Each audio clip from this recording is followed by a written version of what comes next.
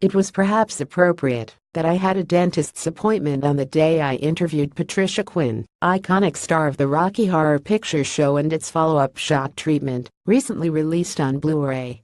Its groundbreaking story of vicious medical procedures fused with reality TV made it a cult hit, though it never scaled the heights of its predecessor.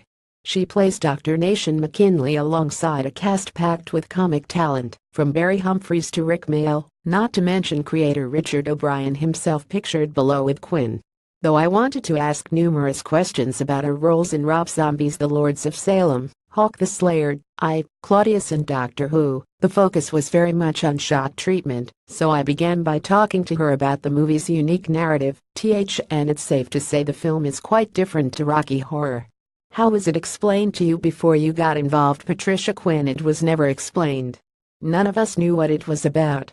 Laughs. Barry Humphries was sitting in the dressing room with me having his makeup done, and I was there, and he said, "Do you know what this is about?" And I said no. I was told Richard O'Brien went into his flat for 3 weeks, and when he came out it was with a script for Shock Treatment. So you worked it out as you went along. Not sure we even did that. The thing was, it was a reality show, and we didn't know what a reality show was then.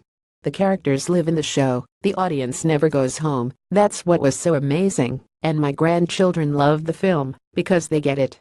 I watch Shock Treatment with my grandkids now. I watch it more than ever, because they love it. When The Truman Show came out, O'Brien felt it was the same idea. That film came out 20 years ago, so it shows how Shock Treatment was ahead of its time. I was thinking about that scene with Janet in a little black dress. They were trying to make the girl next door famous, and she becomes starry. Now girls just want to be famous. I hadn't thought about that before.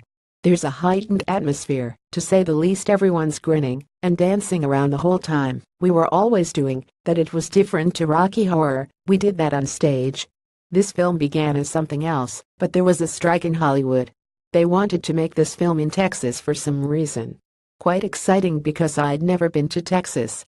The costume designer went there to do a Rex, and she bought the clothes in all these thrift shops, so the costumes the audience wore came from there. At least the costumes were authentic. Laughs. Yes, though we had nothing to do with bloody Texas. We didn't do Texan accents or anything.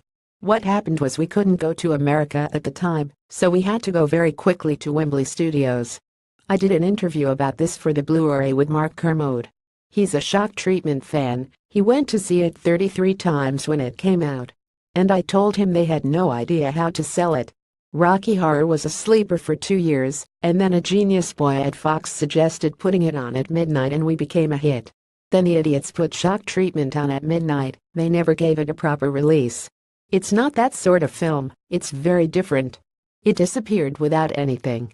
The thing is, Richard O'Brien thinks the songs are better than Rocky. They're different because they're not rock and roll. I think he's one of the best lyricists alive. At the end you have that song between the two brothers. It's almost like a battle with swords. They sing the best thing you could ever do is die. Who would sing that in a song? They wouldn't dare. Shock Treatment is out now on Blu-ray.